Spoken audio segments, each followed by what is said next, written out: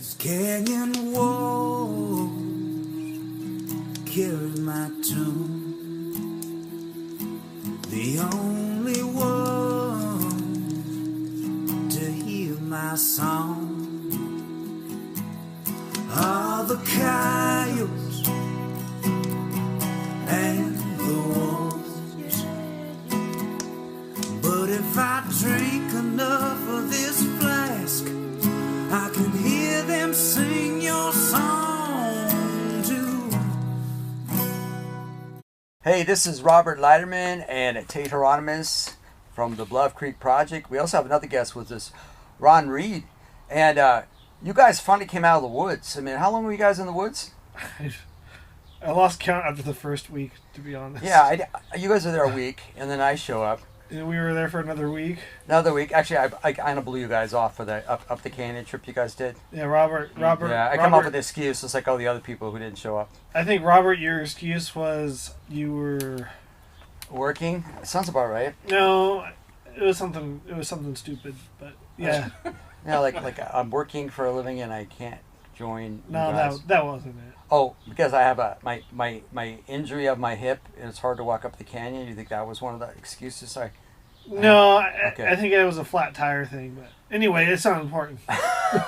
A flat tire. I'm just yeah. Well, that's not very creative. I mean, up here it's pretty believable. Okay, well, like we had one of your guests came up during the second half. Yeah. He got a flat tire. He got a flat tire, Richard. Yeah. Yeah, and you spent a lot of time trying to help him get it fixed. Well, okay, that was a funny night because like I was sleeping. It was like 5 a.m. I get a knock on my window and it's Richard. He's like, "Dude, I'm hearing stuff." Yes. Down by my tent and everything. He was telling me, I was like, you should just go sleep in your car. You'll be better there.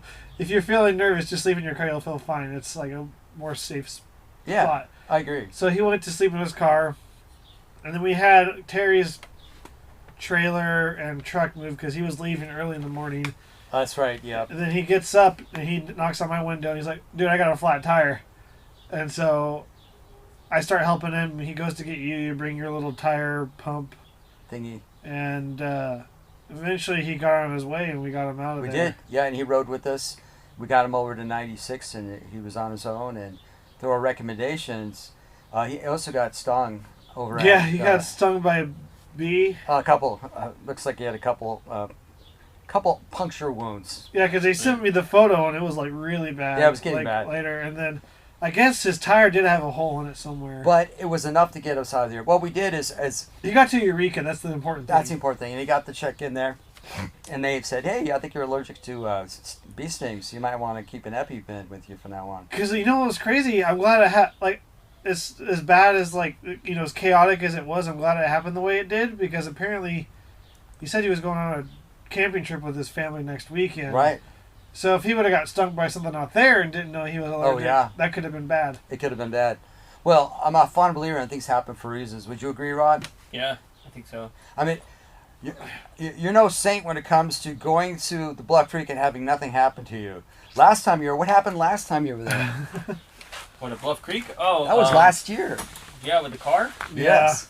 Yeah, I sustained a lot of damage to the engine of the vehicle. Your car had to be left. Yeah, it ended up being a total loss, and I just paid it off, and I was like, "Oh, cool! I don't have to have a car payment." And and then then the car ended up getting totaled. Yeah, there was some debris underneath it, and the engine seized up later on the highway, and so I lost the whole vehicle to Bluff Creek.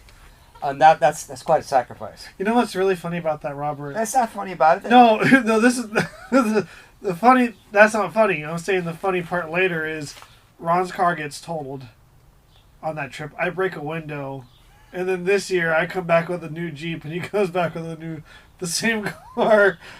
Well, I upgraded to an Explorer from an Escape, but your comment was really funny about that. Yeah, well, we both had damage under our cars. But mine ended up dying on the road, and had to get replaced entirely. Tate made a comment like, "Well, we both had to get new vehicles." Well, the damage that his Honda Ridgeline sustained on that trip was just a window. The back windshield. something that was maybe $150 to replace. Right. He's like, oh, we both had to get new vehicles because the road was so rough on us on that trip. And like I had like irreparable engine damage, and Tate has $150 fix, and instead gets a Jeep instead. I broke a nail. I need a new finger. Oh yeah, exactly. Yeah. No, there's a lot more to it. Uh-huh. Ron makes it sound like, ooh, Tate just. But I guess the point of the whole exercise was that country is very demanding. It's not forgiving. Yes. It's not forgiving on your car. I even got a flat on that road, but I was saved by somebody who had those tubes that you squeeze into your tire. The fix-a-flat? Yes. Yeah. Magic happened, and I was able to save that tire and get it fixed and got it down and took care of it. Because if you do the right thing, you have 5 tires. Yeah. When you arrive, and then you have problems with one of those, you have a backup tire. Yep. But you can't rely on that backup tire to finish the whole trip. The whole point of the backup tire is to get you to a place to fix that tire. Yep. Yeah. And those cans, when you stick them on it, and it fills it up, that's a godsend. Oh, yeah. Plus, I also had the other thing, too. So I found the puncture wound. I was able to take those little, I forget what they call them, but you shove them in the hole, you clean it out, you put the glue on the rubber on, you shove it in there, you leave it in there, and then you cut the end piece off. That got me out of there, too, so it was pretty cool. Yeah, I think a couple of years back I went up there and I got a gash in my sidewall, which that was done for. Those are hard. Those are not very forgiving. No, you can't fix that with a fix-a-flat or not very well. A plug. And then 2020, I went out there and got a flat, had to change it, went back to Eureka. And when I got to a tire shop in Eureka the next day, my spare went flat. So I actually went to Firestone in Eureka, bought a tire. They didn't have 4 more of that same tire, so I had to go to another tire shop and buy a set of 4 tires that had it. So I had 4 good tires and 1 spare that wasn't even the same tread as the 4 tires I bought from a different company. So that's why you bought a new car. You needed new tires. Well, the headliner was falling down, like one headlight was going out, and there was a whole lot of issues. Yeah. Well, you have a nice car now. It did. I mean, the car was good for what it was, but it was like I wanted a car that was better for this type of terrain out here. Yeah. And, this car was going downhill really fast. And I was like, it's like, do I bite the bullet and do it now while I can still get some money on a trade-in or sell this car for what I can get out of it? Mm-hmm. And so that's what I did. And that led to some funny banter leaving Bluff Creek because we're driving on these dirt roads and my car has a pretty good lift. The way Ron describes it. So Tate would be just cruising down the road, and he's kicking up dust, and I can't see. And I'm like going over rocks about a foot tall. He has high clearance, so he'll just go over whatever. Yeah. And your impression of me is great. But yeah, I was playing as Tate at one point, and I was like, oh, I'm Tate Hieronymus driving over. Oh, is that I'm driving over Mount Shasta right now? Woo! And then I don't know about it, and so then there's this huge mountain in the road that I have to go over, and. You bought him out on it? Yeah, I bought him out on it because, he's just cruising at 50 miles an hour on some mountain road. You're going like 10. Yeah. Yeah, well, I'm with the 10 on that road. Yeah. Yeah, I finally, we had radios back and forth talking today, and I was like, hey, I'm shifting to gear 1, so see you when I see you, Yeah, later. Yeah. Yeah. Because the last thing you want is your oil pan to be removed. Right. Yeah. Well, he's also in the lightest weight vehicle out of everybody. So I don't know, that vehicle, I have like a metal, those bumpers are metal. Yeah, but I'm a full-size SUV, and I accelerate a lot faster down those mountain roads, and so you can be on gear 2 or 3. True. But I have to do it at 1 because I'll start gaining momentum twice as fast. True that. Yeah, when we were leaving Twin Lakes, I was in the front, slowing everybody down. Yeah. And one member of the party, won't mention any names. What are you laughing at? Relied on the brakes a little too much and they heat up, and that's the way to get brake failure or start to warp your rotors. Is slow down, you let the engine be your friend, and slow you down your gearing a little bit, save those brakes. Because it's easier to go replace your engine when you get back than it is to crash your car into a rock because your brakes failed. Yeah. I always think it's better off in the long run. Yeah. Of course, either way, it's pretty expensive, but I'd rather get to a better place. I don't mean back to heaven after I crash my car. Yeah, you can't replace your car from heaven. And it's hard to do that. Hey! Wait, they can't hear me. Yeah. So, the reason we got back today, I'm going to give a little quick overview here because we're in my new shed. Well, it's my old shed, but I'm working on it. And we're going to do this little podcast out in my yard, but the wind's blowing. And that's welcome to Alton, California. Yeah. And so we're in the shed here where it's nice and warm. The birds you can hear outside. If you hear any bottles clinking, it's because Tate's drinking again. But it's one clinking, one bottle. It's wine.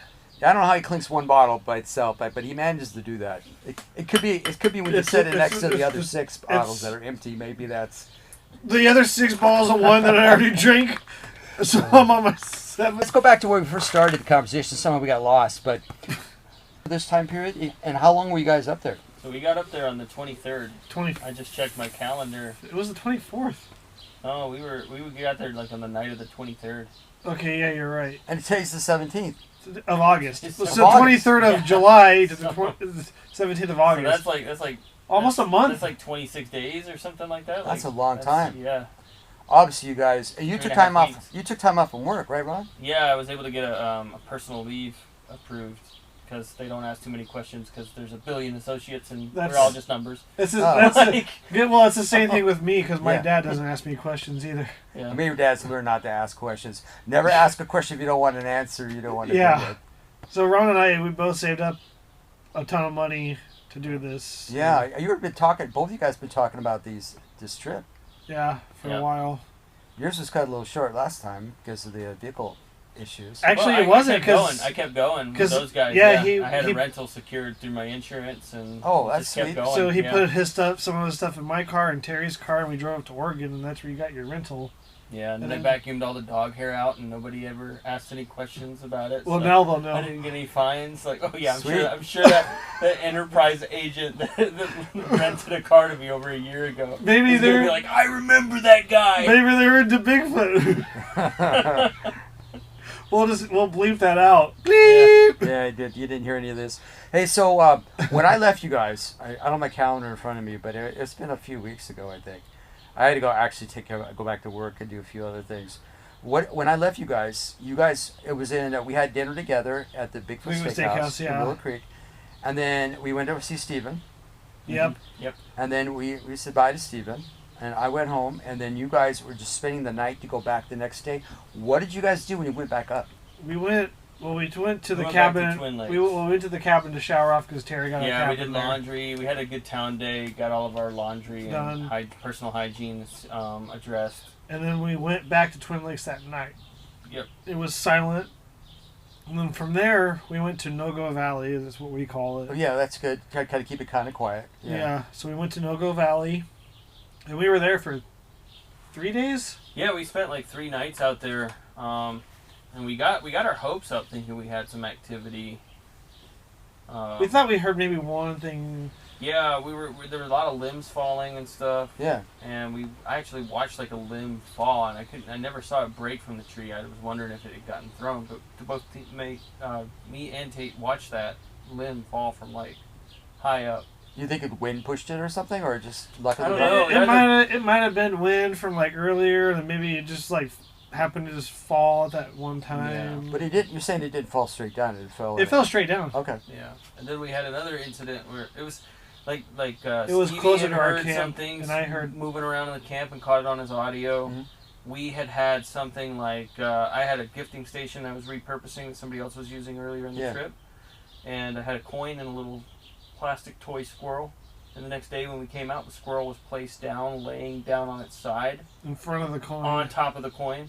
Interesting. And that was pretty interesting, but we put some more bait out there. And throughout the course of our time at No-Go Valley, we started to think, well, maybe there were some other things at work here. Just the natural state of the place was starting to create a narrative in our minds that maybe there was some Bigfoot activity, but we put more stuff in the gifting area. We put apples, and so something had come through and pecked at the apples. We think that birds were probably eating those apples, but we also think that maybe the birds They came down. They didn't know what the squirrel was. They picked it up, exploring it as a possible food source. And when they realized it was made of plastic, then they placed it down. Yeah. It just so conveniently landed on top of the coin. Possibility. Sure. So we don't know like really what happened there. It was like we wanted to admit like that there was something going on, but at the end of the day, we had our alternate explanations that kind of pulled us away from Bigfoot too. There was no certain evidence that had us really saying, oh, we had activity, you know. I guess that's a safe way to go through it. Yeah. Yeah. Not jump to conclusions too quickly. Ponder the evidence. Try to duplicate how it happened. And plus, I think a lot of the noise that Stevie recorded and that we definitely heard were most likely deer, because throughout the night, I would be scanning with a therm and I would see like a deer like 10 feet in front of us or over to the side. There was deer all around that whole area. So more than likely the sounds that Stevie recorded were just deer walking through camp looking for food or whatever. Possibility. It's pretty dry up there. Yeah. That area right now. There is like a really tiny creek running through there, so that's the only water source. Mm-hmm. But yeah, there's not too many grazing areas out there for deer. So I know a lot of it's dry right now. Yeah, a lot of it's dry, so they're probably there. I don't know, in that area, do people hunt there, or is there no hunting? Well, that's just beyond that. You start going into the wilderness, and they do a lot of hunting. Just no mechanized equipment out there. Yeah. So yeah, maybe. So it's all public land. So I know the Karuk and the Yurok have special ceremonies up there. Yeah. And access into certain times of year. Usually it's like about, I'm guessing now, I can't remember, but sometimes they would close the area off for a weekend so they can do ceremonies. That gate?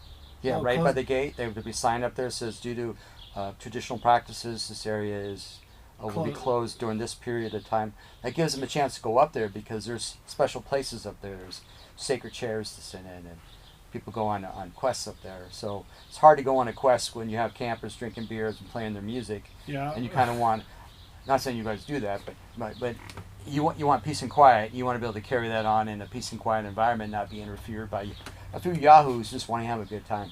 Yeah. So they would be up there before hunting season, and kind of at a time when it's not too busy. And I want to back you guys up because when we were there around Twin Lakes, some weird stuff took place while we were there before we left there and went over to Willow Creek. And that's the reason you guys went back up there, right? To see if you can get anything else going on? Yeah. Yeah, we figured if there was stuff happening there, we figured maybe with a smaller group of people, like maybe just two people instead of like how many people we had, they might feel more confident coming closer, but I don't think nothing happened that night when we went back. Because I was there with you guys. You were there both the nights we were there. You were actually there 3 nights, weren't you? Cause No, I think I was there. Oh, I was just there before you guys got up. I was there for 2 nights like you guys. The same old. Okay, because you were at the cell site and then we all packed up. Right. Okay. You guys went and took care of business, and I just went right. Around and my son and I, Patrick, and we went, instead of grabbing the cool site, we said that for you guys. You're welcome, by the way. We went over that first road cut on the left, just so you guys had more space to spread out and do what you guys were going to do. Because it was your expedition. Yeah. I wasn't going to tell you how to run your own ship. Yeah. Yeah, I know we got discussions about some of that, but that worked out okay. Somebody heard some knocking, and somebody heard something else, and you did some calls, and you heard something in return?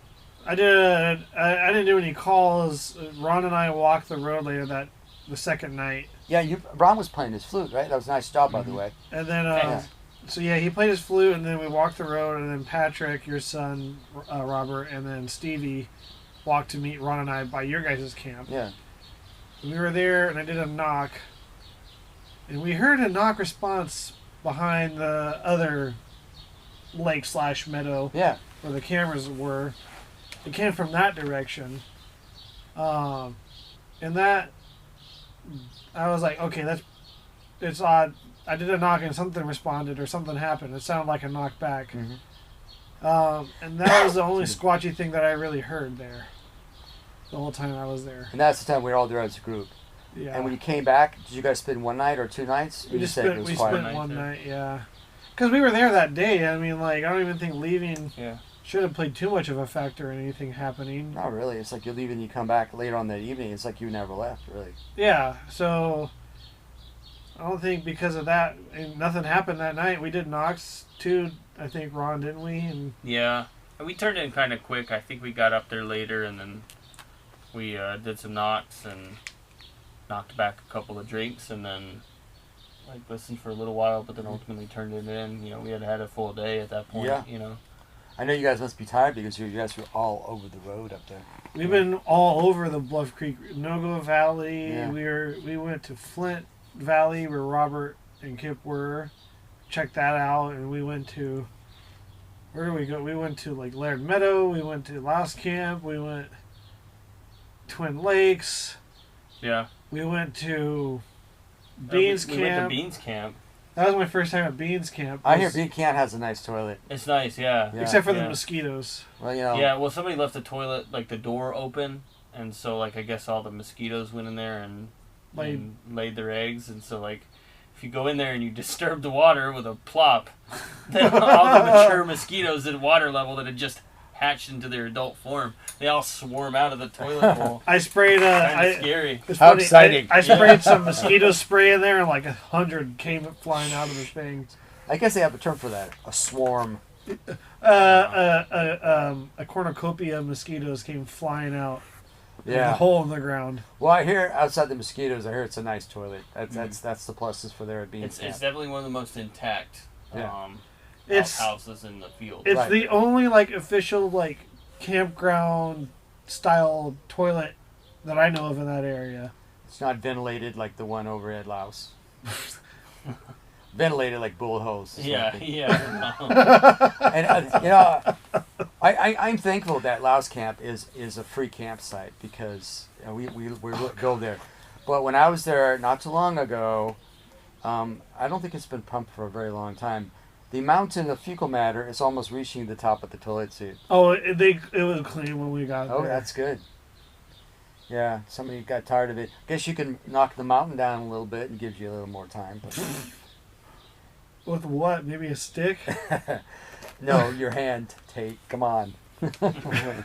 Or a shovel. You know, they have tools now. I'd throw that shovel away. Be like, oh, that's staying here.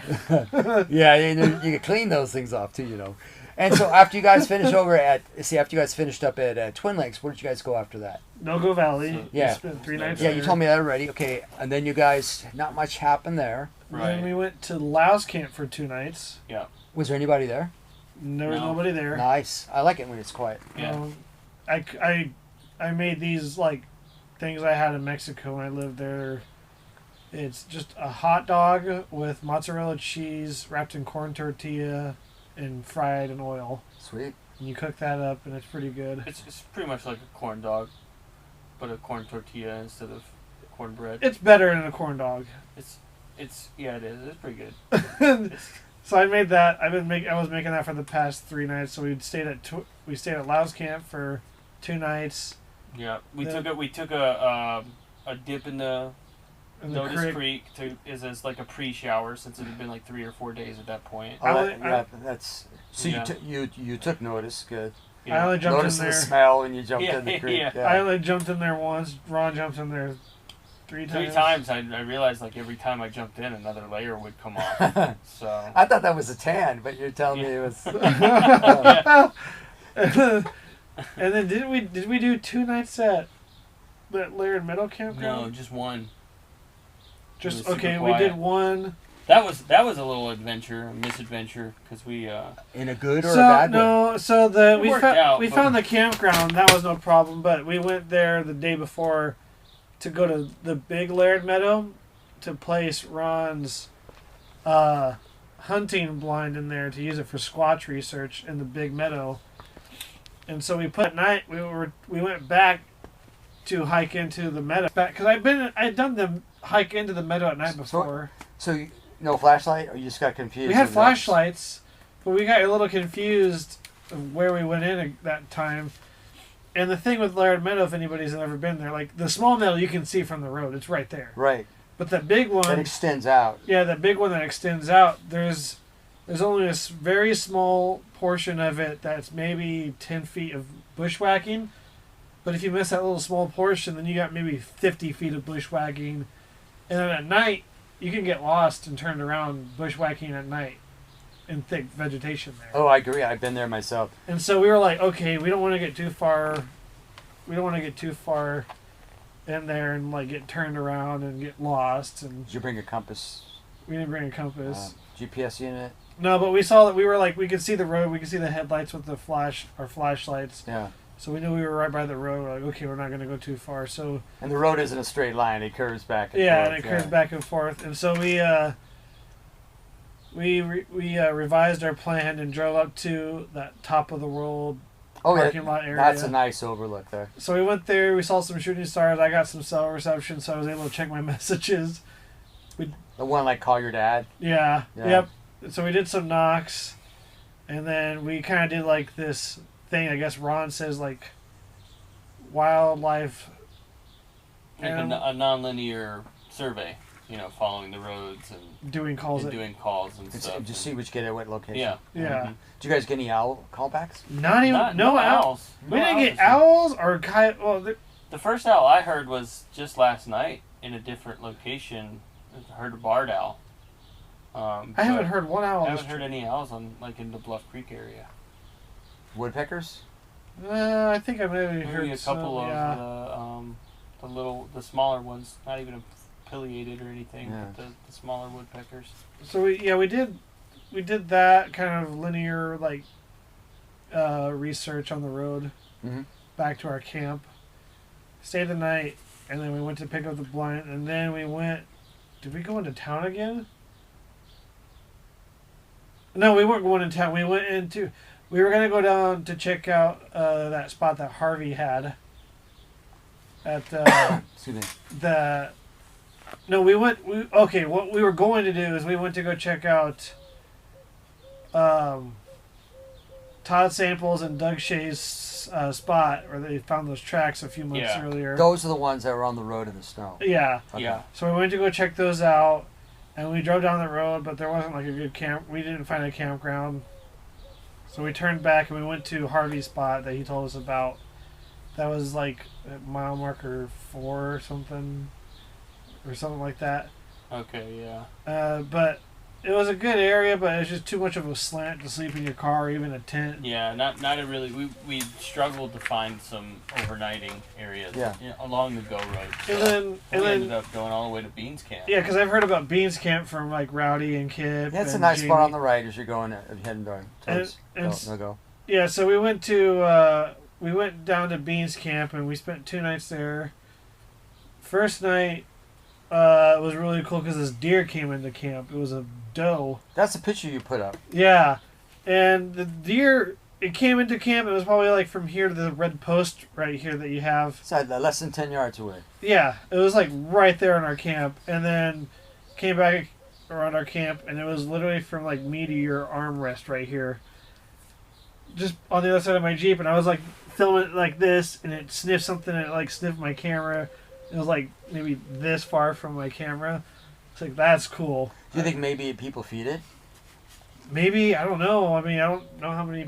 To me, it didn't seem like Beans Camp was populated enough. Like there wasn't enough fresh camp evidence to suggest that people were coming out there feeding the wildlife a lot.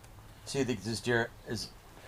You can't be the first humans it's seen, and you go, "Oh, check this out." Well, I mean, I don't know. Do you want to tell people why it was there? Like, I don't know why, but I don't know if that was the reason why it was there. It was very interested in some plants where Tate had peed. I peed on the ground by my tire, and it was licking the ground. What did you drink? I don't know. I beer, soda. Just the usual? A concentrated diet of PBR. The deer happens to be a fan of that. Like, he's like, PBR, yeah! I was wondering if it was lacking minerals. Salt, so the maybe. salt inside of the pee, like it was just eating the plants that he had done his Tate business That's a possibility. I mean, that is I mean, as weird as it was still really cool to see a wild deer that up close. Yeah, just don't let it kiss you. Yeah. Especially after that. Hey, it's my own fluid. How much longer did you guys stay up there? We stayed there at Beans Camp 2 nights. Yeah. And then we went from there to the Redwoods because we needed a shower.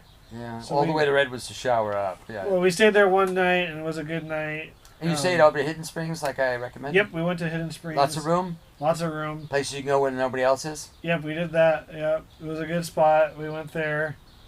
Then we tried that night. We kind of went out to where your wife works at that campground. Yeah, Albee Creek. We kind of went past there, but there was some gated roads, so we just did some roadside squatch in that one area. Didn't get anything, and we were gonna go check out another spot, but on the way back, Ron was like this. He's like, in the car.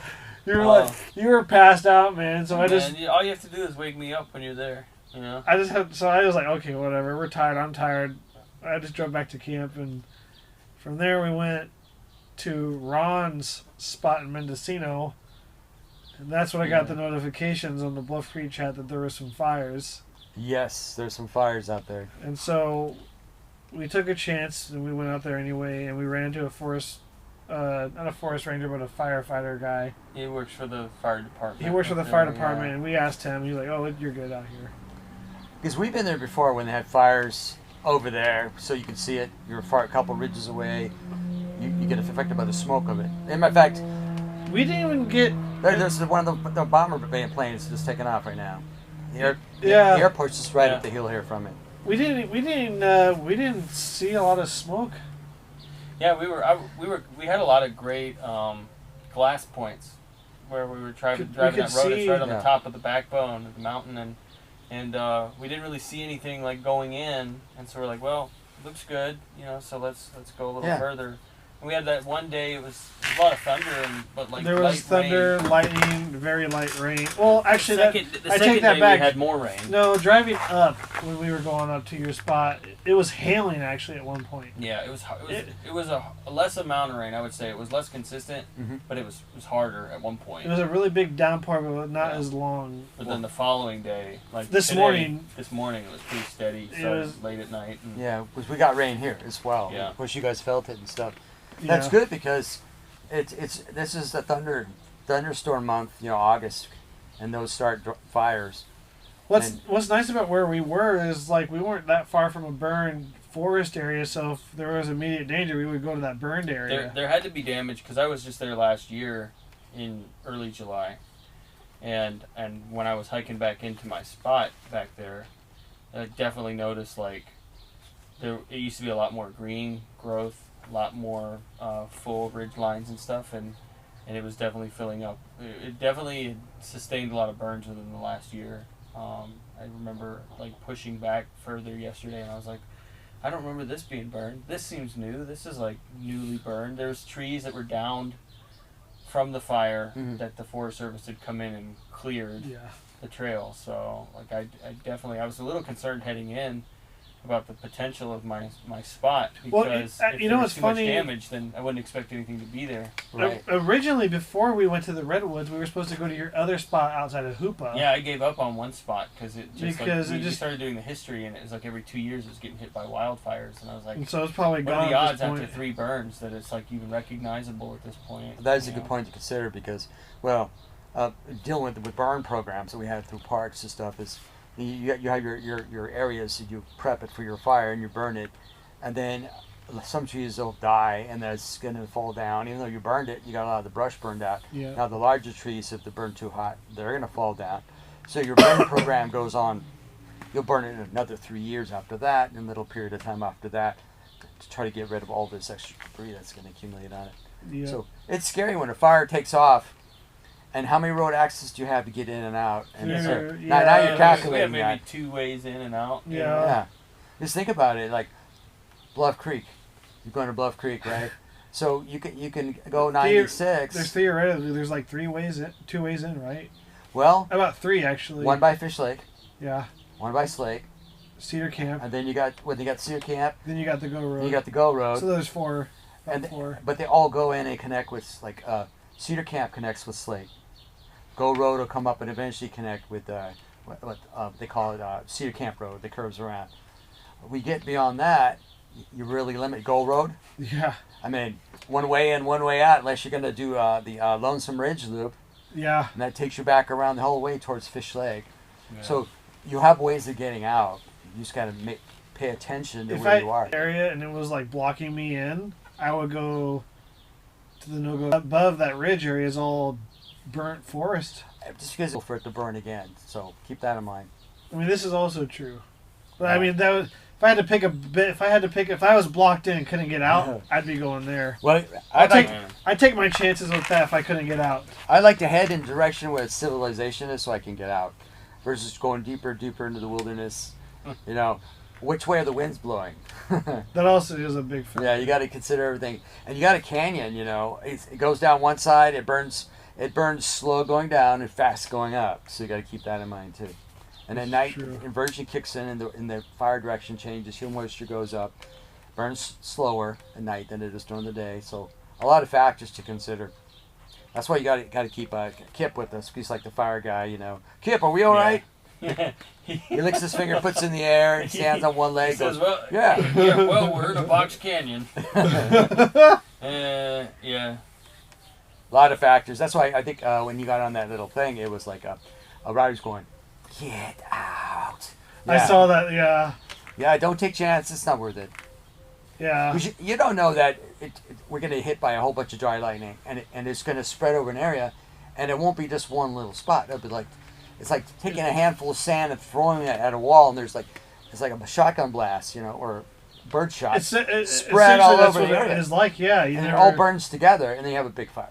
Yeah. And then where are you at? Where's your escape route? Did you call your dad to tell him where you were? No. Yeah, then you're like, oh, maybe this is a good idea. Dad, well, I won't see you again. It's like, well, I'm okay now. I'm on this ridge with cell receptions, and I'm looking to the east, and I see smoke. I'm looking to the west, you know, and I'm seeing more smoke. I'm looking north, and I'm seeing more smoke. I'm looking south, and it looks like it's red. And I don't know where to go.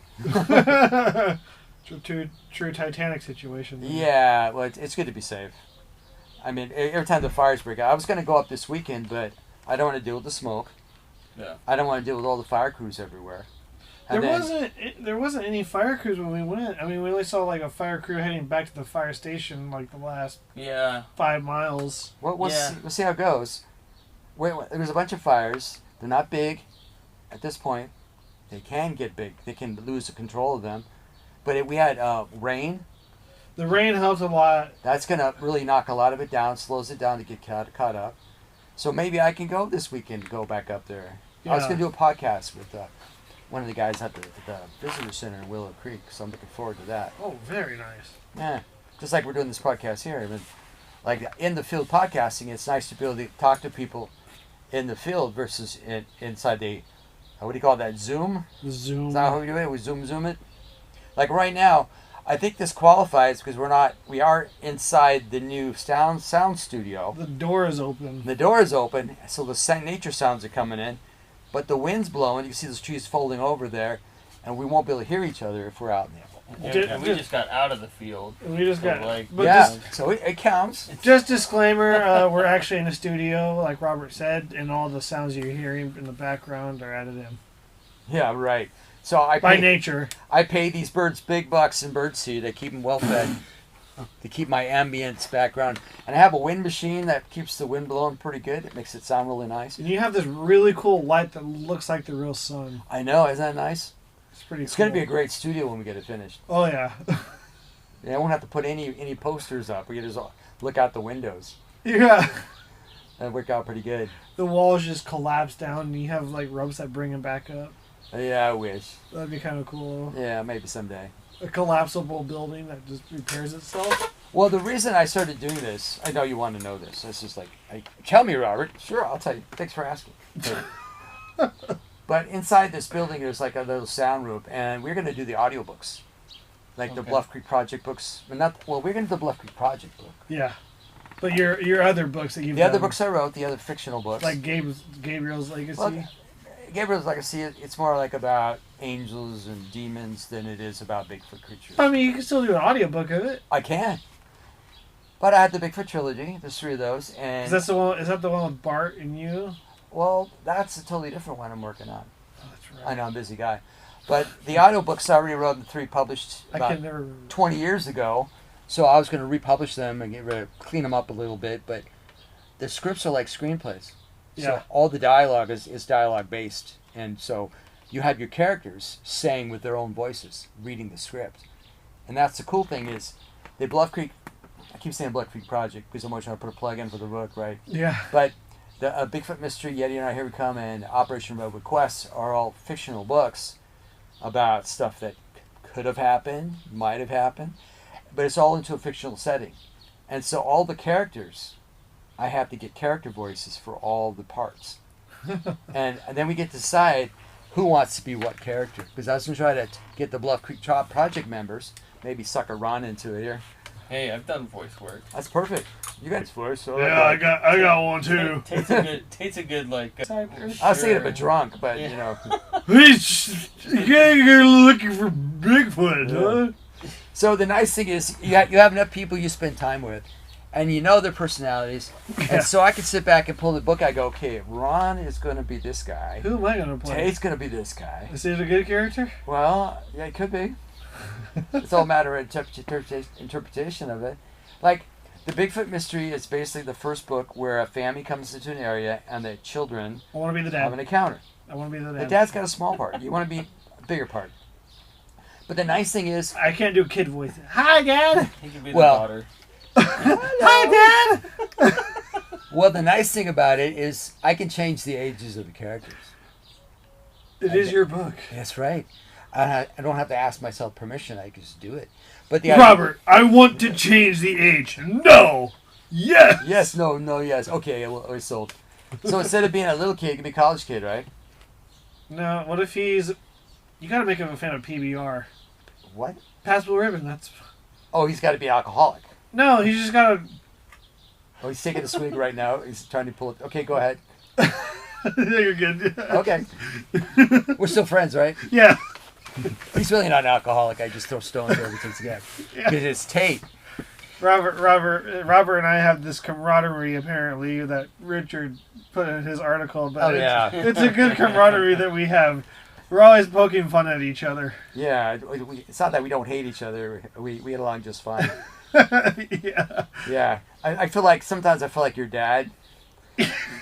Yeah. I do. Yeah, it's hilarious. Tate, I don't think you should do that. Yeah. Yeah, I get a lot of that. From Robert and my dad. Well, yeah, I mean, your dad didn't pay me money to watch you, you know, and but your dad did call. He did call. He's looking for numbers. He goes, well, he calls this number a lot. He must know this guy. So your dad calls. I go, sounds like Tate. Your dad does sound like you a little bit. Really? I don't see it. I think he does. I don't hear it, actually. No, well, you got to listen for it. You can't just see it, you know. But I talk to him all the time. I don't hear it. Maybe it's just me. I can get my son Patrick right now, and I can bring him in here, and he'll sound like me. Yeah. I'd have to, maybe on the phone, but like maybe in person, it's harder. Well, being sounding like your kid is kind of funny sometimes. I know, Ryan, you'll appreciate this. Well, my son had a girlfriend that used to call up, and she didn't take the time to decipher it was me or him. And sometimes I had to say, just to let you know, this isn't Patrick. Yeah, it's like, okay. Yeah, it's kind of fun with that. Yeah. But the studio here, that's the whole point of it, was to try to do some recordings and do the audiobooks, because I want to be able to take the written books that I did and do something different and make them audio. And I've been talking about that a lot. So now this is the action part where I'm now working on trying to get it done. And you guys are the first people to be in the studio. When I say the studio, this is like the work shed. The studio is where the walls are behind me. I think you guys walked in there, so it's official. Yeah. You guys are the first outsiders inside in the studios, which now makes you insiders. Yeah. We're outsider insiders. Yeah. You're in the studio. With that said, what should I call the studio? I haven't thought about that. Thought of a name for the studio? BC19 doesn't do it for me. You got to be a little more creative than that. Whatever. Hater. Well, you know, I'm just pointing that out. You could call it Rob's Legacy Studio. Legacy Studios. Legacy Studios. But isn't that a name people use already? I don't know. I mean, are you charging people money? No. Then you're good. Well, if you sell a product. But I mean. Well, I could call it the Sand Prairie Ranch, because that's kind of. That's a good one. Yeah, that's what we call it. Sand Prairie Ranch Studios? Sand Prairie Ranch Studios. Or Studio Sand Prairie Ranch. I like the other way around. It just flows better. Okay, well, just submit it. Give me all the new names so I can just throw them away after you give them to me, and I'll stick to the first one that comes to mind, like Bluff Creek 19 or something like that. I think we found the name. It's BC 19 Studios. Well, not to beat the dead horse or anything, but Ron, you had a great name, Up the Creek Without a Paddle. Without a paddy. I was impressed. I was impressed. I go, that one's gonna win. No, sorry. It fits better now, I think.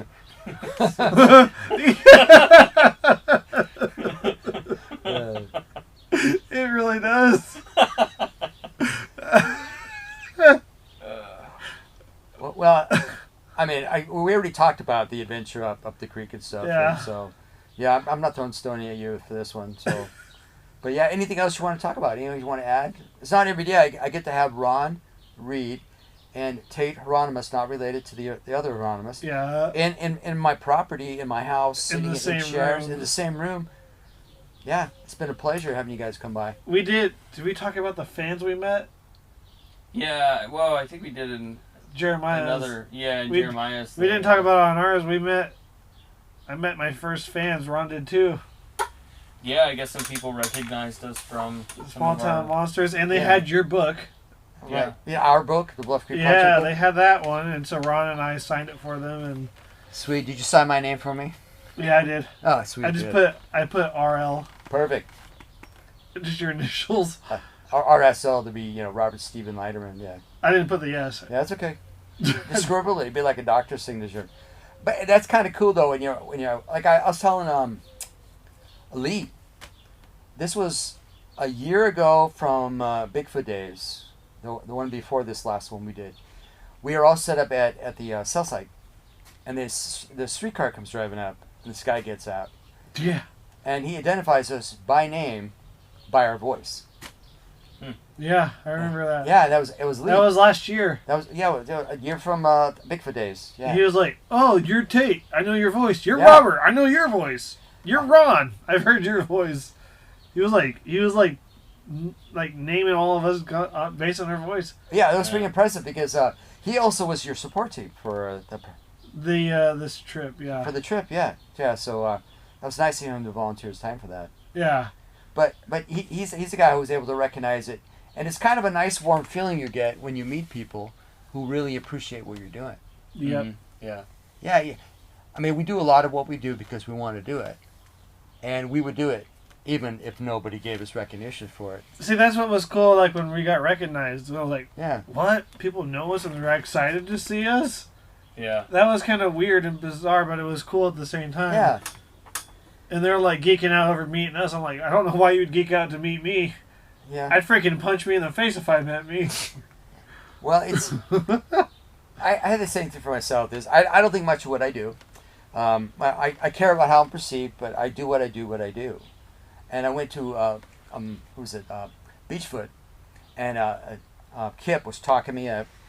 And I got to the point where I'm like, oh my God, he's talking me up a little too much, and then I have to talk to people. And am I going to sound halfway intelligent?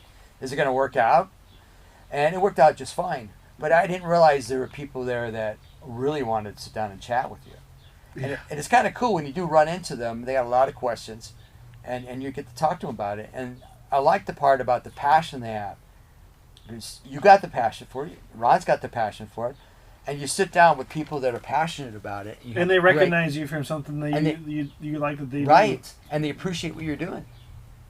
That's the coolest part about it. Like, they recognize you and you're like, oh, I really like you. You're cool. I like what you do and stuff like that. And you're like, man, that's... It's I think we deserve it too, because there's, I was thinking about on this trip, like, how much we work behind the scenes. We talked about this, like, leading up to this. Like, we wonder, like, how much recognition do we get? Yeah. But we work a lot behind the scenes. Like, Tate's always making connections, always making sure that certain people can be involved with a project and getting people. He knows people, and so he's, like, spending all this time bringing people in. I'm doing a lot of, like, field stuff. Like, I'm using a lot of my downtime to, like, go out there and gather samples and stuff. You saw a little bit of that at Twin Lakes. Like, I ended up getting, like, over 9 different sites. Like I found like similar trees with hairs and collecting them all in envelopes. Even and where they were. Even at your spot, we were just had a few days ago. Like I found some hairs. Yeah, like a science. Now, Ron, the science nerd. Ron's definitely taking the whole science approach pretty serious, and then I think everybody brings a part into the whole group and what they do. Like some people, you have one people that's good at one thing, and another person that's good at another, and then you have all these people together in the same team. You can really think outside the box and come together with a plan that works out really well. That's what I like about our group in particular. It's just like we don't have egos walking around. We're bumper heads getting in out of doorways, and we're a member of a team, and everybody has a contribution to do it. And I do rely on that a lot of stuff. Like there's a lot of stuff I don't know. Like we'll pick Rowdy. Yeah. He is such a knowledgeable guy, and he's getting to be another science nerd too. He has a phone app that can go around and identify plants. So guess what he's doing? Yeah, and then he also posts a lot of this stuff up so other people can enjoy his work. He does the Humboldt. What's that Facebook?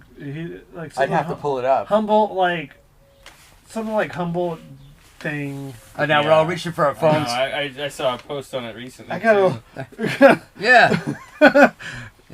If my mama knew I actually have a phone and pull a phone out all the time checking stuff. I know. Good thing you can't see what we're doing. Well, we got our phones out. We're like racing to see who has the information. Humboldt Geographic. It sounds about right. Yeah. Yeah, and he's got a lot of good information on there. It's a great contributor, which is pretty nice.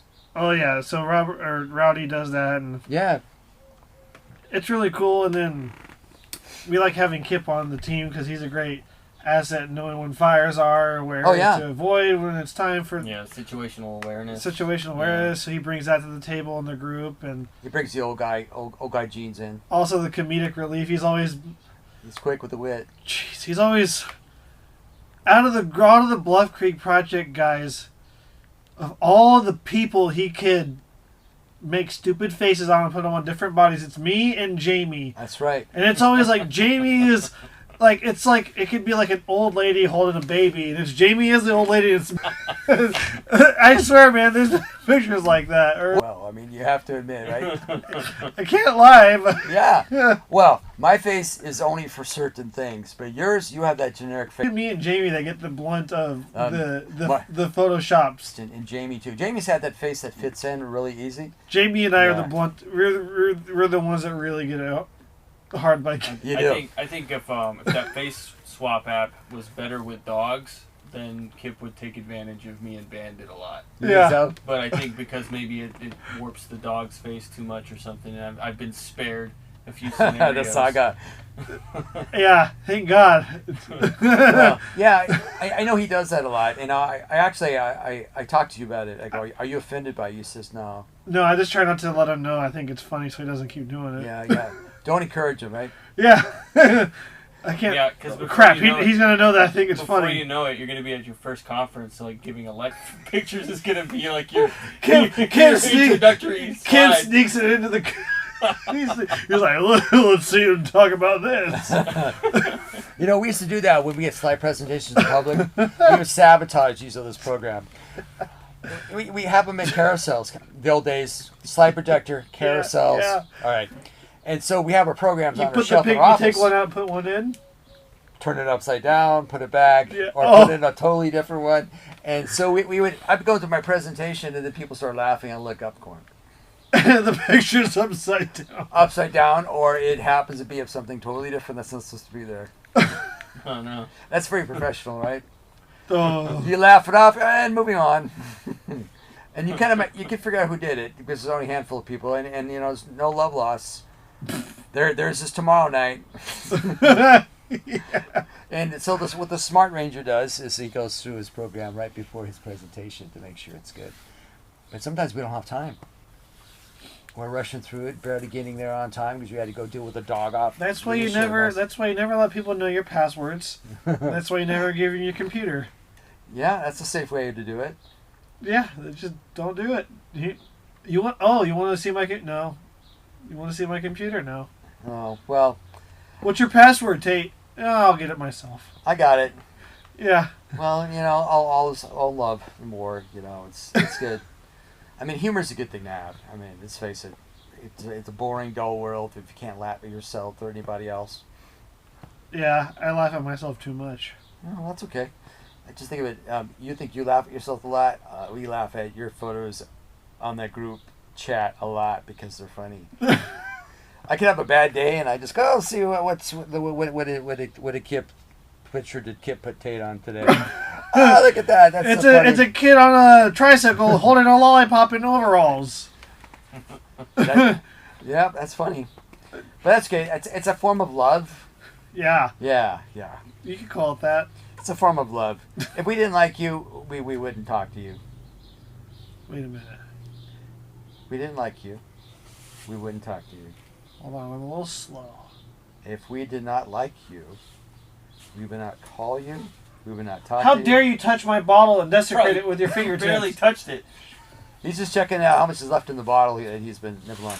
Oh, yeah, I'm kind of curious, since we're here, you brought it up because you're holding the bottle and trying to kick a cork out. And most people have the cork out by now.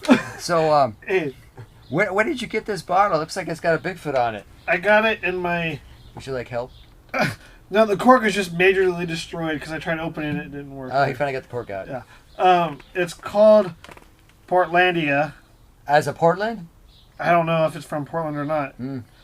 But it looks like it's red fluid in a brown bottle. it's a red fluid in some kind of, I would say an olive-ish green bottle. Without pouring it on the ground, I'm not going to touch where you put your lips. I'm just looking. You're good. Well, it looks brown to me. No, it's olive. It's in a brown bottle. How can you tell? That's a brown bottle. It's olive. Look at it in the sun. Hold it up to the light here. Olive. Ooh, I don't know. That's an olive color. That's tough. I kind of see the green hue, but then again, it is. Don't put your eyelashes up to it. Your eyelash might fall in there. It's a tough one. It's I'd say dirty olive. Dirty olive. Okay, Dirty I'll go olive. with that. Yeah. It's a good half. What were we talking about? Well, the wine. I got it from Yeah. a grocery store in my city where I live in Coconut Creek, Florida. In Florida. Yeah. And it has a Bigfoot on it. Yeah. It's okay. I'm not a wine kind of guy. I just got it because of the bottle. Were you asking me if it was spoiled earlier or something? No, I said I think it is spoiled or something. Yeah, I think that was you're talking about. Now, you're not gonna be a resident of Florida much longer, I hear. I hope not. Plans on moving possibly to the Midwest again. The Midwest again, yeah. Back to where I'm originally from. The Ozarks. Well, I might be in Arkansas or I might be in Missouri. If I'm in Missouri, then I'll be back where I'm originally from. But isn't the Ozarks part of southern Missouri and northern Arkansas? Or yeah. Is it, okay. Yeah. Yeah, I've only visited that place a little bit when I went to martial art tournaments. Because I'm from... in Springfield area. Yeah, you were telling me, because Yeah. you and I talked about that about a few months ago, but I'm originally from Kansas City, Missouri. Okay. I was born in '93 there. And this is why, like, it's the connection between Bluff Creek and Bigfoot and me is kind of weird, because I'm from Missouri. My name's Hieronymus. Bob Hieronymus claimed to wear the Bigfoot costume in the Patterson-Gimlin film. I'm interested in the Patterson-Gimlin film and work with the Bluff Creek Project and go there all the time. I met Bob Gimlin, who was there on that day, and I was with him at the film site. Bob Gimlin is from Missouri, too. Gimlin or Hieronymus? Gimlin. Huh. So all these weird connections of, like, me in Missouri and Hieronymus and Gimlin being from Missouri. You know, and we're into Bigfoot in Bluff Creek. But it took you so long to get there. It's not like A equals B and B equals C, the A equals C, the transitive method. You had like 7 or 8 episodes to pass through before you got the connection. Yeah. I think it was when I really kind of like, I think when I lived in California later on, I kind of Googled Bob Gimlin. Yeah.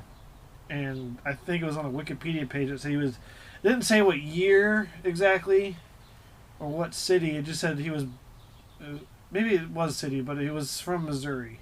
I remember hearing that too. Yeah. Yeah. I don't know if it was from, was it the book Greg Long's The Making of Bigfoot? I don't know if it comes up in that. Maybe it does come up in that book. I can't remember. It didn't say, like, I don't think it said exact birthday or anything, but it said he's from some little town in Missouri. I was like, that's cool. Bob Gimlin and we're Missouri boys. Yeah. That reminds me. That brings up. I have that copy of the Making of Bigfoot by Greg Long. Would you like to have it? You know what? I'd like to flip through it at least and look at it. You know. Yeah, it was. I know it was part of the deal. You were trying to pick up a lot of Steve's older books. Yeah. Yeah.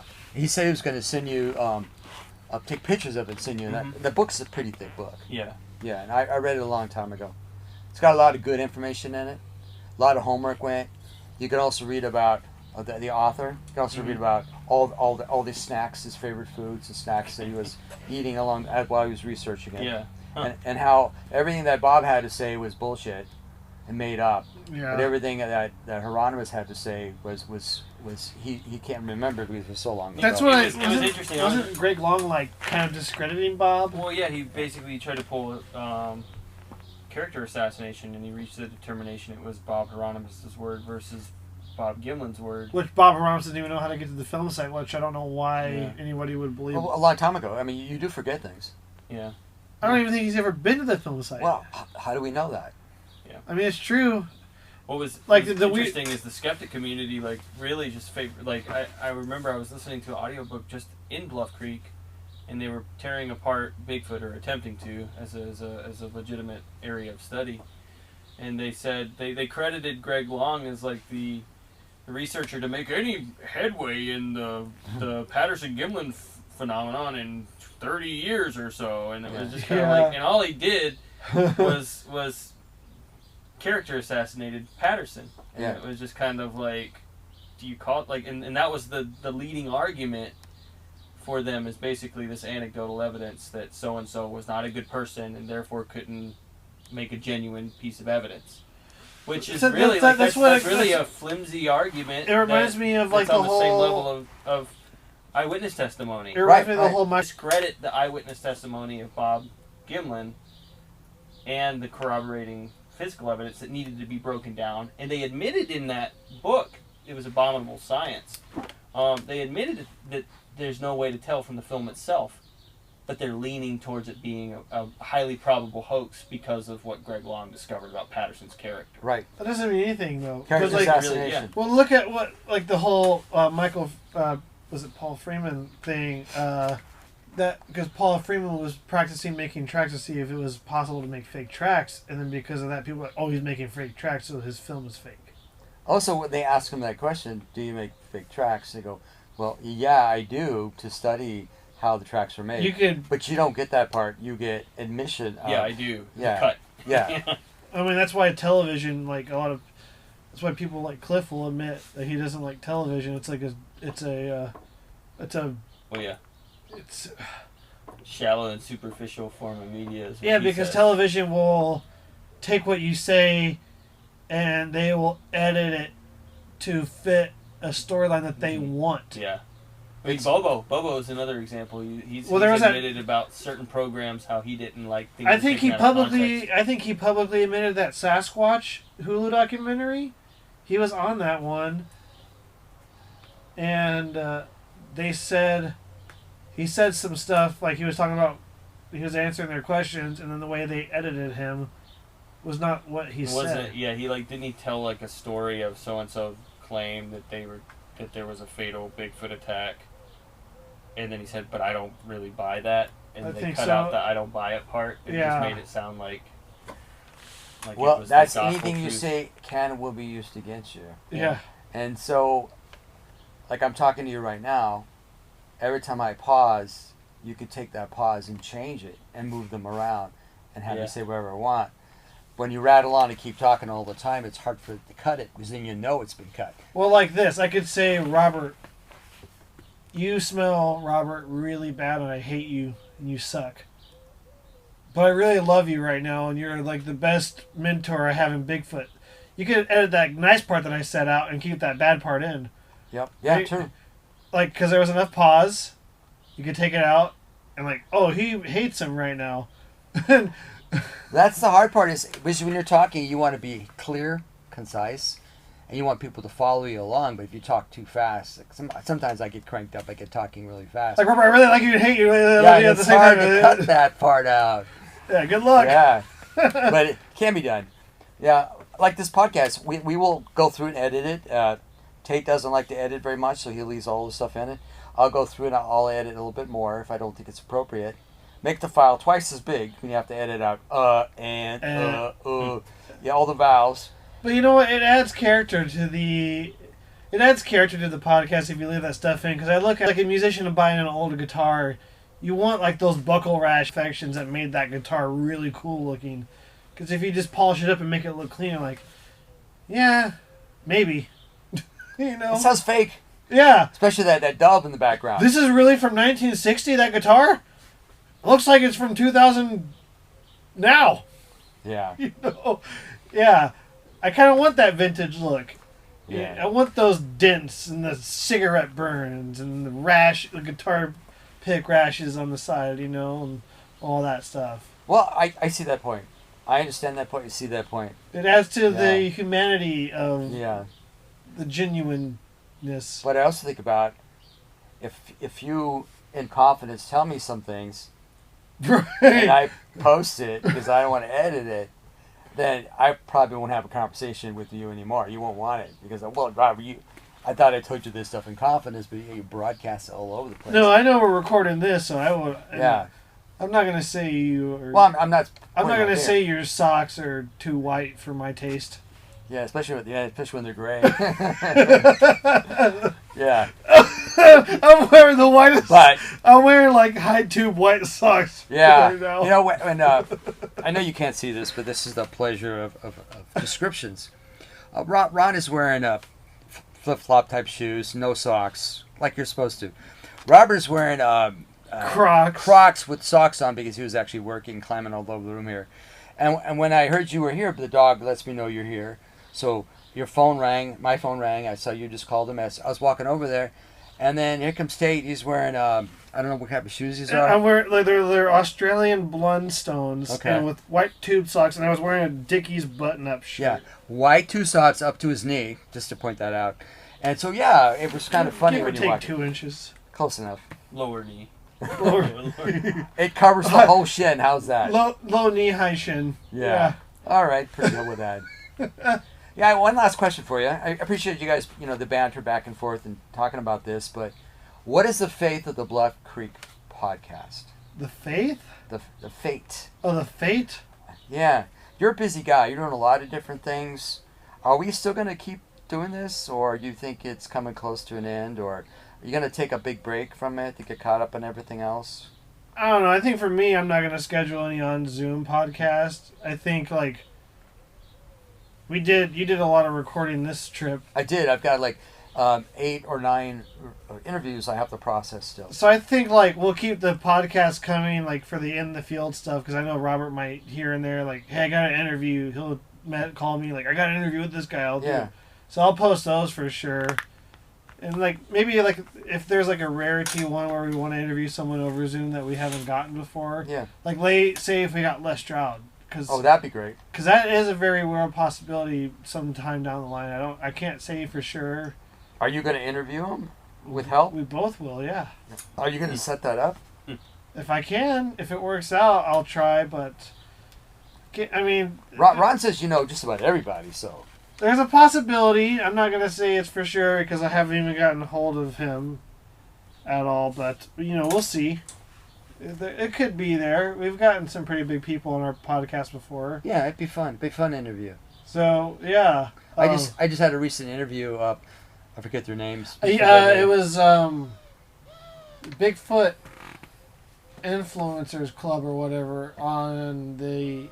Oh, yeah, you saw that one. Yeah, and they were like, oh, Robert, you sound just like Les Stroud. You must be, related to him or something. And yeah, and then I made the mistake of sending a picture where I took a picture you took a my picture, face holding the book with Les Stroud on it, wearing a bandana on his head, too. And it was the same picture that Les Stroud took. Yeah, it was funny. That was pretty good. So there's a chance. I'm not promising anything, but crazier things have happened. Oh, they have. I mean, I remember you scheduled the podcast interview we had with the EPA people who did the EPA song. The dog party. The dog party, and with I just lost his name. Bobo? Bobo, thank you so much. wait till you get to be 62. So when Bobo says, "Oh, dude, check this out." We were at the trailhead up in the Redwoods. It was 10 o'clock at night, and he played that whole song, the blasting. IPA song, yeah. The IPA song, and I go, I gotta have it. So when we did the podcast, when the Bluff Creek you did project, the videos, yeah. I put that as the opening song and the ending song, the IPA song. And so when we did the podcast, I reached out to them, and I was like, hey, can we use IPA for the podcast? Because the Bluff Creek already uses your guys' song. And they're like, yeah. So we do for, not the End of the Field, but for like the regular podcast ones, we do the IPA one. And that's pretty cool. And then we had them on, but I can't remember what the acronym was, because it wasn't for environmentally... Protected animal, as I thought. It was something something different. Yeah. I have to go back and listen to it. But I really wanted to interview them because, there was a connection with Bobo and them. Yeah. And they've toured with one of my all-time favorite bands, Green Day, because I have been a huge Green Day fan since, 1990. I was born in 93, but Dookie came out in 94, so I was... Maybe in 98, I was old enough to listen to Green Day, and Dookie was the album I grew up on. Yeah, that was like an interview I was fully out of place with. I had not much in common. Robert was like, "What's Green Day?" What are you guys talking about? Speak English here, So I was geeking out with them on that, and they were like, yeah, that was cool. Yeah. And they were telling me you can listen to it in the interview, but she was, I'm so bad. She was playing drums, and Trey Cool took her shoes that had her backstage pass in it. Mm-hmm. Trey Cool threw that, and I guess the security was giving her a hard time because she didn't have her backstage pass. But it all worked out in the end. And then Tate doesn't want to leave me out in the whole conversation like I had nothing in common, except that we used the song. They played a couple acoustic songs for us. Yeah, and then Tate goes, "Well, Robert, you have any questions for him?" And I go, "Well, how often you guys camp?" "Oh, hardly ever." I'm like, "Well, there goes that one." I mean, it was so cool. We had to have them on because they do the song for our podcast and videos. Yeah, well, it's important. But that's not the shortest interview. The shortest interview I had was with Jamie. Yeah, and that was over at the trailhead on down to the film site. Yeah. And it was 45 minutes, the perfect length. Unfortunately, we get a little long on our winded stuff, and then and I have to say this: Jonathan's song for "In the Field." I love that song he did. Oh yeah. Yeah. So every time we play the song, that the "In the Field" podcast song, Jonathan Easley. Yeah, Jonathan Sasquatch. Yeah. On Facebook. Yeah. Do you think he's pretty private? I don't know. He doesn't. He's always telling people about his YouTube channel and Instagram, and he could. Yeah. What name does he go by? Western Bigfoot Exploration. So he's not going by his actual name. But he's not shy about telling people who he is. Okay. Because he has a stage name that he goes by. I don't know if that's just because you have a Facebook, but you don't go by Robert Leiterman. Actually, my wife has a Robert Regina. And me, it's Robert. And then Leiterman. There's a few other people who go by different names on Facebook that I know. Sorry, I'm traditionalist. Ron, what do you go by? I mean, I go by my name, like Ron Reed, but I've got Trailing Giants as that's a page. Yeah. But Jonathan's personal Facebook is Jonathan. I'm pretty sure I watched him do his intros in some of his videos, and he says, "Hey, it's Jonathan Easley from Western Bigfoot Exploration." Yeah. Yeah. So, Ron, we want to follow you. What do we look up again? Yeah, I got a Facebook page called Trailing Giants, and I put a lot of my other posts on there. But then I have my YouTube account, which is Ron Reed, READ, and hopefully I'll have some good fresh uploads up there. Actually, I had some interesting stuff just this morning. I was out in the field into my spot. I don't want to get into it because we're kind of concluding here, but in 2018, I was hiking along a section of the Bigfoot Trail, which was a long-distance route composed by somebody that's like a little bit of a botanist and it's conifer diversity. We talked about it. In Sikion Wilderness area. Mm-hmm. That's the region we're talking about? It's throughout the Klamath. It goes up. It starts in the Yolaboli Eel Wilderness. Okay. So the south part of Mendocino, northern Mendocino. Right. Okay. And so it goes from there up to the Oregon border, dips back down like an upside down U. And And that's basically the route. But in 2018, I had just started a section on the Shasta Trinity, kind of Mendocino crosshairs. It was kind of like transitional from one national forest to the wilderness, you know. Mm-hmm. And I had seen, it was dusk, it was raining, and I had seen like what I thought was like a stump. And then as the line of sight got broken and it re-entered my view, the stump got taller. And then the line of sight got broken a second time, and then the stump was gone. And I didn't know what was going on. I tried to retrace my steps. I couldn't find the stump. And I think that ended up being a sighting under poor visual circumstances, but I think I had seen something. And then later that night, I heard some knocks and something moving around my tent. And then the next day, my dog was growling at something as we walked like several miles out of that area. Well, I got back there for the first time last year, 2022, and did some I did like a day hike out there and went to do some wood knocks, and before I even hit the tree for the first time, got a wood knock and like it beat me to the punch, and that was weird. Well, we talked about it, and despite some fires in the region, we were going to go back out, and I went out there, and Tate stayed with the vehicles, and I spent the night out there at the area where I had my stump sighting in 2018, and a little bit happened last night, some rock tumbles or a tree fall, but it sustained another burn out there just last year since I had visited, and I don't know what that was, but something was tumbling down the mountain. But this morning, as I was leaving, there were some knocks, and I think I recorded them. So sweet. Anyway, I'm hoping I can share all of that on my YouTube account and my Facebook page, Trailing Giants. But yeah, it's kind of broke the cycle. We were kind of feeling like we had a little bit of a dry spell on this trip, and I don't know, something interesting happened to the point where, like, there was a lot of what was that moments, I think, on this trip so far. But that was like I was observing and even like responding to the sounds, and they were responding back. So it's like a parting gift. Yeah. So it's like as we were transitioning from Northern California to Southern California, I just didn't feel right about like what we had gathered from the Pacific Northwest, and so yeah, it was kind of like, finally, the patience was somewhat rewarded, and I can't wait to look over those files and share it on my different platforms, Because we talked before, and you have like a lot of stuff.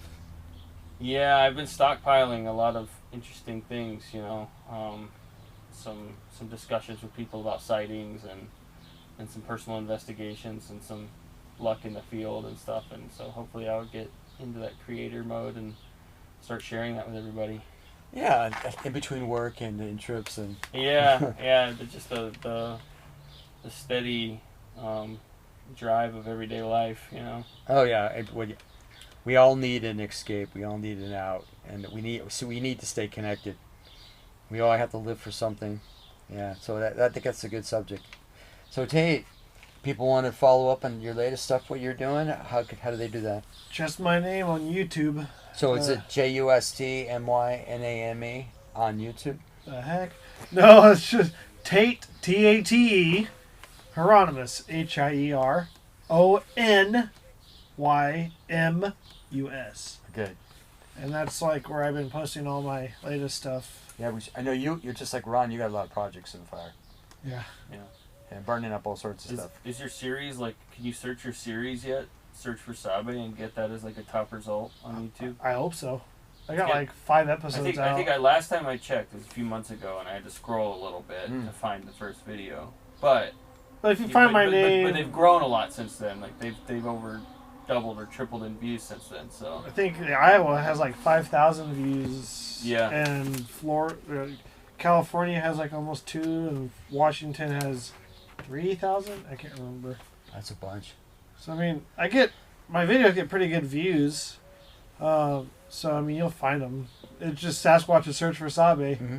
The only Sabe Bigfoot related thing on YouTube that I know of. Oh, it's good. I mean, we talked already before why you chose that name and everything, but that's good. Yeah. And for finding me, I have nothing. Sorry. Bluff Creek Project. Bluff Creek Project. Or Bluff Creek Project podcast. Yeah, people ask me all the time, and I'm just not that techie. I need somebody to get me more techie so I can advertise books, do all these podcast things, also interviews. I do video interviews. Make some face swaps of Tate. Yes, I got to get into that too. Figure out how that program works.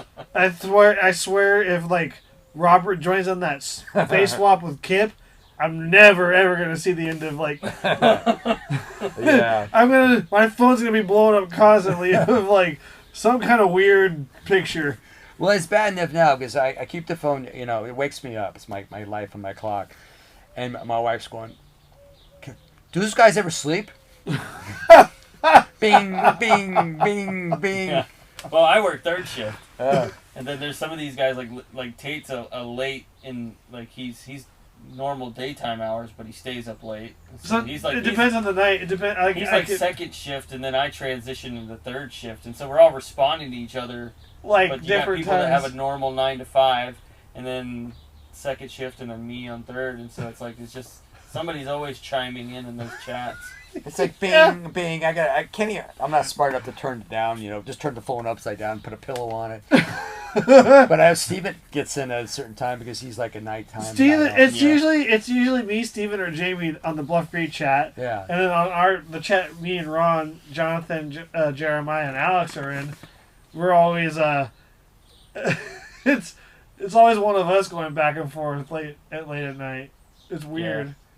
Well, it's you're hanging around with good people.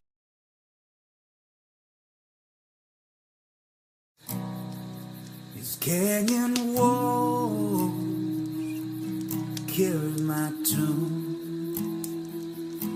The only one to hear my song. All the kind